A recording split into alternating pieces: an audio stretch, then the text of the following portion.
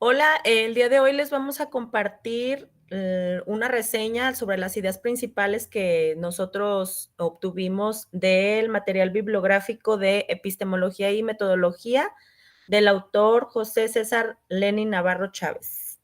Y vamos a compartirles la información de los primeros 3 capítulos. Voy a comenzar. En el primer capítulo nos habla sobre los conceptos básicos. El primero de ellos es el de epistemología. Nos habla de la epistemología como el estudio general del conocimiento y también de que es una rama de la filosofía. La filosofía es el estudio de todas las cosas. La bibliografía nos habla de que para definir como tal la filosofía, pues existen muchas definiciones o hay variedad en las definiciones debido a que los conceptos claves en los que, en cuanto a los que gira el pensamiento de dicha definición, pues pueden ser muy variados y va a depender de esos conceptos claves la manera en la que se defina como tal este estudio. Por ejemplo, puede ser los empiristas, los racionalistas, los estudios pragmáticos o los idealistas. ¿Sí? Y bueno, volviendo al concepto inicial de epistemología, nos maneja que se enfoca en 3 conceptos principales. El primero de ellos es el concepto de conocimiento. Nos habla del conocimiento como un proceso mental que no es muy fácil de explicar, pero que tiene sus raíces a nivel cerebral, a nivel del funcionamiento cerebral, y pues habla de él como un proceso que tiene lugar en la generación o la concepción y nacimiento de ideas. El segundo concepto del que nos habla, y muy básico pues en la epistemología, es el concepto de la ciencia. La ciencia la maneja como un conjunto organizado de conocimientos que son acerca de los cuales se puede alcanzar una verdad universal. El objeto de la ciencia entonces es la generación de teorías. Y de aquí parte también el concepto de la teoría. Una teoría es el conjunto de constructos o premisas que nos hablan sobre los fenómenos y que los explican y nos intentan dar una relación variable, sobre todo para predecir dichos fenómenos. El tercer concepto, pues parte del segundo, la ciencia se construye con la investigación científica, que este es el tercer concepto, la investigación científica. Y nos habla de que la investigación científica es como tal una actividad, primero que nada, sistematizada, pero también va a ser una actividad controlada, empírica, amoral, pública y crítica de los fenómenos de la naturaleza. En los propósitos que tiene la investigación científica es, pues el primero es producir conocimientos y teorías, y el segundo es poder resolver algunas problemáticas, pues, del mundo, ¿verdad? De la vida. Y sabemos que pues las investigaciones científicas pueden ser de carácter cualitativo o de carácter cuantitativo. Esto va a depender de qué tipo de ciencia se busque hacer, si son ciencias formales o ciencias exactas. Aquí es donde entran, por ejemplo, las matemáticas y la física, o si son ciencias experimentales o factuales, que pues aquí entra el estudio de las ciencias naturales y las ciencias sociales. Entonces comenzamos con estos conceptos que nos van a ayudar a entender pues los temas que vienen adelante.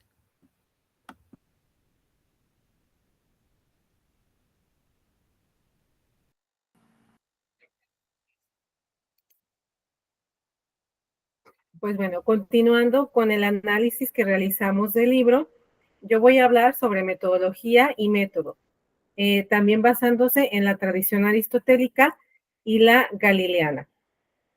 Retomando lo que me pareció muy interesante, un punto que marcaba la lectura del libro, era un apunte que hacía Mario Bunch, que decía que a todos nos gusta saber ciertas cosas y algunas veces también queremos entenderlas. Y él decía, pues, que esta es la razón por la que investigamos toda clase de cosas. En algunos casos necesitamos del conocimiento para resolver problemas prácticos y en otros queremos satisfacer simplemente nuestra curiosidad. Hace referencia entonces a esta situación innata que tenemos los seres humanos de querer saber lo que nos lleva posteriormente a querer investigar. Y también nos mencionaban que la curiosidad del hombre por conocer y entender el medio que lo rodea es ancestral. Como me refería, pues es algo natural, ¿no? y se remonta incluso al nacimiento de la especie humana. Gracias a este interés o esta curiosidad, el cerebro de las personas tuvo ciertos procesos neuronales que lo caracterizaban, que era lo que le diferenciaba de las demás especies, que era el querer saber y el querer saber por qué sucedían los fenómenos y hechos que rodeaban al hombre, además de que lo quería entender y saber cómo podría poner a su alcance para aprovecharlos y vivir al máximo. Todo este proceso pues nos llevó a tener una evolución, a diferencia de otras especies, también a nivel cognitivo y a nivel neuronal de pensamiento también. Eh, Aquí ellos, pues al principio lo hacían basándose en lo que veían, en el medio en el que se estaban desarrollando, en su entorno, en su necesidad de sobrevivir y también en la necesidad de poder vivir mejor. Esto pues fue con el tiempo evolucionando y hacía que entonces cada vez esta manera o modo de ver las cosas o de analizarla tuviera más sistematización. Actualmente ya todos estos procesos pues los llevamos de una manera sistematizada mediante la metodología y los métodos de investigación, que pues en un inicio, en la época prehistórica, simplemente consistía en observar el entorno, analizar los datos, tratar de registrarlos de alguna manera y llevar ciertas acciones para poderlos entender y controlar. Todo este proceso, pues, fue evolucionando hasta lo que conocemos actualmente. Etimológicamente, por lo tanto, la metodología significa tratado del método y el método significa ir a lo largo o llevar un buen camino. Es entonces una forma de proceder en cualquier dominio y de ordenar cualquier actividad hacia un fin determinado. Sierra distingue dos clases de método, el de pensar y el método de actuar. El método de pensar está dividido en diferentes situaciones. La primera, la abstracción, que es aislar la mente. La segunda, la deducción, que deriva de consecuencias. La tercera, la inducción, que es orientarse al fin para tener un logro. El cuarto, el análisis, que descompone todas las partes de lo que se está observando. 5, la síntesis, que aquí ya va a formar un todo con los elementos que analizó. La 6, definición, que aquí ya mezcla todo lo que estuvo anteriormente analizando y ya ahora sí denota la esencia de lo que se va a trabajar. La clasificación, que ahora de ese conocimiento lo toma y lo divide en clases, lo separa, lo distinto y agrupa lo semejante. Y por último, la comparación, que es aquí pone en correspondencia la realidad, la contrarresta con otras realidades para analizar sus diferencias y semejanzas. Entonces, este es el método de pensar según Sierra. El otro, que es el método de actuar, también de Sierra, él nos dice que se divide en tres partes: conocimiento del mundo o la realidad, la cual se divide en la investigación presente y en la investigación pasada basándose en la parte histórica. También en las cuestiones didácticas, que es donde se va a lograr una forma de transformación del conocimiento y que ésta se lleva a cabo mediante la educación o transformación de los educandos. Aquí entonces esta clase de método de actuar es la que se aplica para Sierra con los alumnos cuando ya estamos hablando de que se les va a enseñar a trabajar con el método. Y la tercera, que es la transformación del mundo o la realidad. Aquí habla entonces de cómo ya va a trabajar y se va a producir conforme a lo que se encontró anteriormente en este proceso y es cuando ya se convierte en algo que le va a servir a los seres humanos. Por lo tanto, podemos decir que el conocimiento llega por múltiples caminos.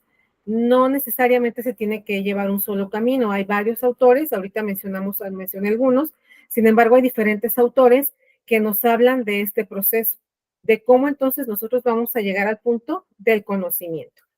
De ahí se dividen en dos partes, que es la tradición aristotélica, que esta decía que la ciencia era descriptiva, buscaba comprender los acontecimientos en los que el hombre era el actor principal y dar explicaciones cualitativas de estos. Y según este enfoque, las explicaciones científicas parten de la observación, el razonamiento de casos y el camino a llegar a este conocimiento, pues es la inducción. Para Aristóteles, él concebía el mundo desde un punto de vista mecanicista. Él decía que el mundo era como un reloj que era hecho por un relojero, pero que todas sus partes funcionaban de una manera sincrónica y sin error. para Aristóteles es una unidad en la que todo estaba conectado y tenía un fin.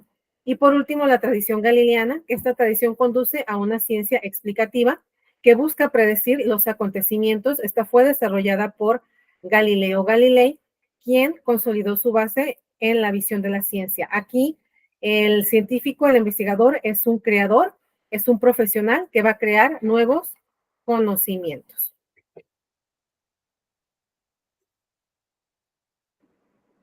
Bien, continuando un poquito con la diferencia y con el complemento de la metodología y el método, como bien dijo Alma, ¿sí? Si bien etimológicamente hablando, la metodología significa el tratado del método, ¿sí?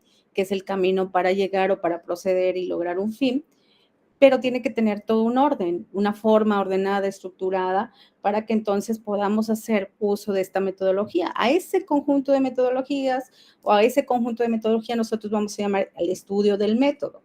La investigación sustancial utiliza métodos, no metodología. El método es una investigación, es una preocupación de alguna manera primordial cuando vas a llegar o quieres transcurrir al conocimiento. Y puesto que la investigación debe seguir un camino acorde a la teoría, incluso hay muchas teorías, ¿sí? Y desde los ancestros comenzamos con esta importancia de la metodología, pues bueno, implica muchas divergencias, muchas formas de pensar que de alguna manera van uniendo estos métodos de investigación que van afinando la teoría del conocimiento.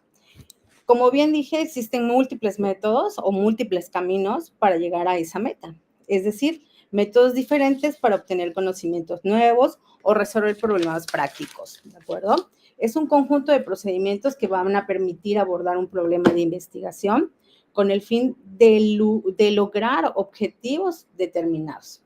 Existe el método deductivo, el método inductivo, y esto nos va a generar un conocimiento y nos va a llevar a ciertas corrientes epistemológicas. Estas corrientes epistemológicas se refieren al enfoque que asume la investigación y que implica, obviamente, un proceso determinado ante tanta diversidad de corrientes epistemológicas. Lo importante aquí es que coincidan estas corrientes con lo que tú quieres conocer, con lo que tú quieres estudiar, y en la filosofía antigua, pues hay formas diferentes, ¿no? Reflexiones diferentes que de alguna manera nos van llevando a este camino del conocimiento. Una de las personas que empieza y comienza con esta filosofía antigua epistemológica es Platón y Aristóteles. Sin embargo, pues estas investigaciones de alguna u otra manera aún estaban vinculadas en otros procesos y pues poco a poco fue desarrollándose hasta encontrarnos con diferentes teorías o formas. La teoría entonces del conocimiento es una teoría, es una disciplina que nos va a ayudar a ir encontrando una solución a cada uno de los cuestionamientos que de alguna manera nosotros estamos interesados. De ahí surgen también filosofías que van aportando obras o informaciones importantes en la construcción de esta investigación. Algunos de estos autores son Berkeley, John Locke, Immanuel Kant, etc. De aquí surgen igual la diferencia entre lo que es una teoría del conocimiento y la metafísica. Surgen otros conceptos como el intuicismo, la fenomenología, que no son más que términos que van a ayudar en la construcción de un método. Surge el positivismo como una forma de reafirmar la parte filosófica de la época, ¿sí? Consiste también, surge la metafísica de alguna manera, ¿sí? Que trata también de alguna forma de buscar una resolución a estos asuntos morales, sociales o humanos y resolverlos mediante el descubrimiento de las leyes de la física social. Surgen y se presentan también tres elementos: el sujeto, la imagen y el objeto. El sujeto, que es el fenómeno del que queremos conocer o queremos llegar al conocimiento; la imagen es la lógica y el objeto es lo relativo, lo que queremos llegar para lograr todos estos procesos del conocimiento, lo que va a dar respuesta a una investigación. El conocimiento también, pues, nos describe que habla de 5 problemas parciales, entre ellos la posibilidad del conocimiento, el origen del conocimiento, la esencia del conocimiento, las especies del conocimiento y el criterio de la verdad. De aquí entonces, como les dije hace un momentito, van saliendo una diversidad de teorías dogmáticas, escepticismos, etcétera, que nos van a ayudar a explicar este origen del conocimiento. Gracias. Bueno, y dentro de estos problemas del conocimiento están las diversas posiciones que va a ir asumiendo, como es la posibilidad del conocimiento. Aquí nos hace referencia acerca del subjetivismo y el relativismo, de qué manera vamos a ir llegando a esa verdad, a ese conocimiento. En el caso del subjetivismo, menciona que hay verdades, pero tienen una validez muy limitada. ¿Qué quiere decir esto? Que no hay una verdad que sea válida, pero universalmente. El subjetivismo nos hace referencia a que limita la validez de la verdad al sujeto que va a ser el que va a tener el conocimiento, pero a través de juzgar ese conocimiento. Y puede ser un sujeto individual o una persona, o puede ser un sujeto general o el género humano, ¿sí? Y dentro de este subjetivismo también tenemos el relativismo, que hace referencia a que tampoco existe una verdad absoluta que tenga una validez universal, que toda verdad es relativa, su validez solo es limitada y admite que todo puede ser verdad, pero que esta siempre va a ser relativa. Por eso habla de que diferentes personas van a tener como que su propia verdad de acuerdo al conocimiento, de acuerdo al conocimiento como ellos lo van adquiriendo. Siempre dentro de esta posibilidad del conocimiento se encuentra el pragmatismo, el cual hace referencia a que va a seguir una línea del pensamiento empirista. Y aquí está un autor que es Schiller, sostuvo que la verdad depende de las consecuencias prácticas, que todo conocimiento queda subordinado a la naturaleza humana y a sus necesidades fundamentales. Dice que el hombre no es en primer término un ser teórico pensante, sino que es un ser práctico de voluntad y acción. O sea, antes de que se dé este pensamiento, va a ser algo que va a responder a sus necesidades más bien, ¿no? Y el último que hace referencia es el criticismo, el cual es una posición intermedia entre lo que es el dogmatismo y el escepticismo. Es así como que ni uno ni otro. El criticismo está convencido de que es posible el conocimiento, de que hay una verdad. Su conducta es reflexiva y crítica. Más bien consiste en investigar las fuentes de las propias afirmaciones y objeciones. Esto es con referencia a las diversas posiciones que asumen la posibilidad de conocimiento.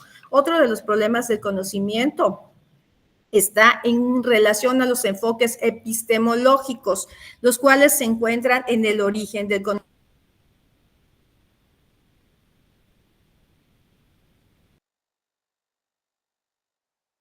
Fanny, se apagó tu micrófono. Ay, perdón. Sí, gracias. Entonces, creo que me quedé entre lo que es el origen del conocimiento, ¿verdad? Sí. Bueno, entonces, el origen del conocimiento, dentro del origen del conocimiento, los enfoques epistemológicos que hacen mención está el racionalismo, voy a quitar esto, el racionalismo, el empirismo, el intelectualismo y el apriorismo.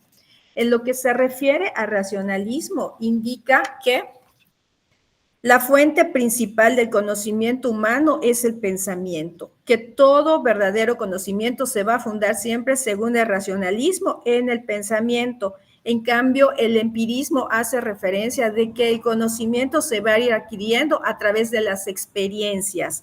Todos nuestros conceptos, incluso los más generales, siempre van a proceder de esa experiencia. La experiencia para el empirismo es la única fuente del conocimiento humano. Y tenemos después el intelectualismo, que es el pensamiento puro. La experiencia y el pensamiento, ambos, el empirismo y el racionalismo, ambos juntos forman la base del conocimiento humano.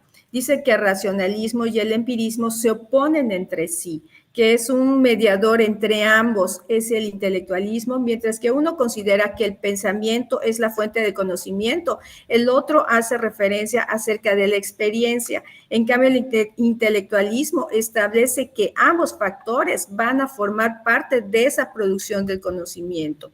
Y por último, dentro de lo que es el origen del conocimiento está el apriorismo, que para el apriorismo representa elementos a priori independientemente de lo que es la experiencia. Gracias. Bueno, yo les voy a comentar con todo el recorrido que se viene dando sobre los estudios acerca del conocimiento, pues también se habla de la esencia del conocimiento. Nos dice que el conocimiento implica una relación entre el sujeto y el objeto, es decir, dependiendo de la relación que haya entre estos dos elementos, se va a ir dando el conocimiento. Y bueno, existe el cuestionamiento también de que si el conocimiento se da por la presencia del sujeto, que es quien interpreta o analiza al objeto, o el objeto en sí mismo tiene un valor independientemente del sujeto. En ese sentido, pueden haber dos tipos de soluciones. Bueno, las metafísicas, que se refiere a tres tipos de maneras de interpretar la realidad o el objeto de estudio. La primera es el idealismo. Y bueno, este idealismo surge desde los filósofos antiguos, Platón, Descartes, hasta los más actuales. Y bueno, hace la referencia a que hay dos tipos de idealismos, el metafísico y el epistemológico. El metafísico hace referencia a que todo tiene un fondo espiritual y está asociado pues a entidades como Dios, la parte espiritual, alma, vida, ¿sí? Y se opone totalmente a la visión materialista, ¿no? Y también existe el idealismo metafísico, es donde, epistemológico, donde ahí dice que las cosas son reales independientemente de la conciencia. El otro aspecto que estudia esta parte es el realismo. Se opone a este idealismo y dice que la verdad consiste en el juicio que se haga de la realidad, que el individuo haga acerca de lo que estudia. Y que las cosas igual existen independientemente de la conciencia. Aquí vamos a ver como que va a ir, existe un realismo, digamos, ingenuo, donde dice que no está influenciado por ninguna posición, ninguna reflexión, hasta que llega un momento en que puede ser un realismo crítico, donde el sujeto va cuestionando de manera crítica lo que vive. La otra metodología que tenemos es el fenomenalismo.